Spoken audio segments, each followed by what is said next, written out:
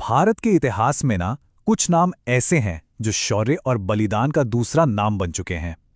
आज हम एक ऐसी ही कहानी की बात करने वाले हैं। एक ऐसी कहानी जो पत्थरों में गूंजती है। जी हां, हम बात कर रहे हैं राजस्थान के गौरव चित्तौड़गढ़ किले की। और ये सिर्फ कोई कहावत नहीं है, ये चित्तौड़गढ़ की हकीकत है। सोचिए, यहाँ की हर दीवार एक कहानी कहती है, हर एक पत्थर एक जंग का गवाह है। तो चलिए साथ मिलकर इन दीवारों के पार चलते हैं और उस इतिहास को महसूस करते हैं। तो पहला सवाल यही उठता है कि आखिर चित्तौड़गढ़ इतना खास क्यों है? देखिए, ये सिर्फ ईंट पत्थर से बना एक किला नहीं है, बिल्कुल नहीं। ये तो राजपूतों की आन बान और शान का एक जीता जागता प्रतीक है। और इसकी अहमियत का अंदाजा इसी बात से लगाया जा सकता है कि यूनेस्को ने भी इसे वर्ल्ड हेरिटेज साइट का दर्जा दिया है। इसकी कहानी शुरू होती है बहुत पहले 7वीं शताब्दी में। और जैसा मैंने कहा, यह सिर्फ एक किला नहीं था, ये मेवाड़ के शक्तिशाली शासकों की राजधानी हुआ करता था। मतलब सदियों तक, जी हां, सदियों तक यहीं से पूरे मेवाड़ की किस्मत लिखी जाती थी। अब जरा इसके साइज का अंदाजा लगाइए। 700 एकड़, ये इतना विशाल है, इतना बड़ा कि इसे सिर्फ भारत का ही नहीं बल्कि पूरे एशिया का सबसे बड़ा किला माना जाता है। सही मायनों में कहें तो ये किला कम और दीवारों के अंदर बसा हुआ एक पूरा का पूरा शहर ज्यादा लगता था। और जानते हैं, ये शहर पूरी तरह से सेल्फ सफिशिएंट था, मतलब आत्मनिर्भर। इसकी सुरक्षा के लिए एक नहीं, दो नहीं, पूरे 7 विशाल दरवाजे थे। रहने के लिए 4 आलीशान महल, पूजा पाठ के लिए 19 मंदिर और सबसे जरूरी पानी के लिए 20 बड़े बड़े जलाशय बनाए गए थे। यानी अगर दुश्मन घेराबंदी कर भी ले तो महीनों तक अंदर कोई दिक्कत नहीं होने वाली थी। पूरी तैयारी थी।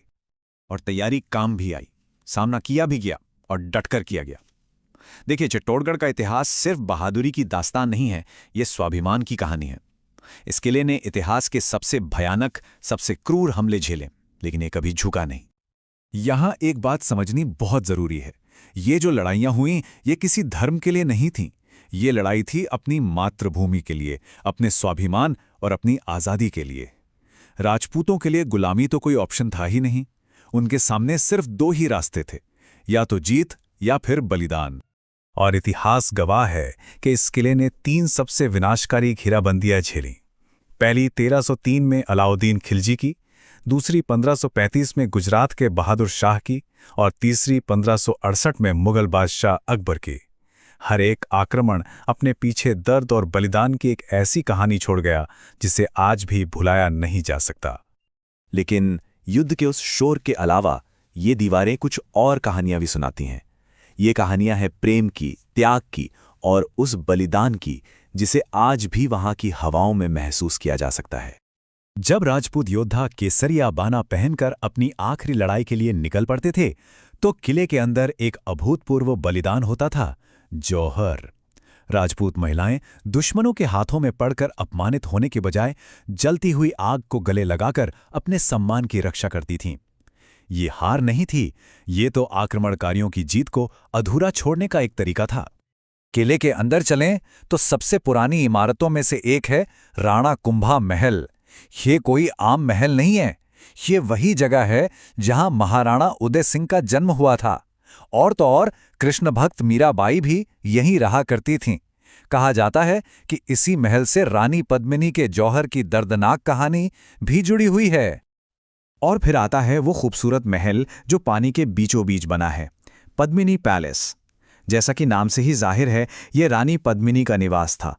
उनकी सुंदरता के चर्चे दूर दूर तक थे और कहानियों की माने तो खिलजी ने यहीं से आईने में उनकी एक झलक देखी थी और कहते हैं कि वही एक झलक चित्तौड़ पर हुए उस भयानक हमले की वजह बन गई।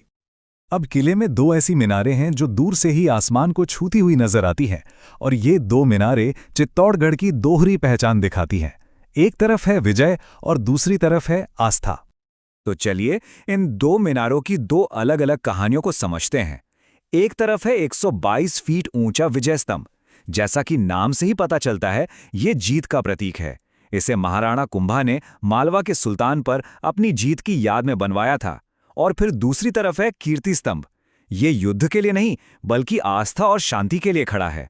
ये जैन तीर्थंकर आदिनाथ को समर्पित है और जैन कला का एक बेहतरीन नमूना है।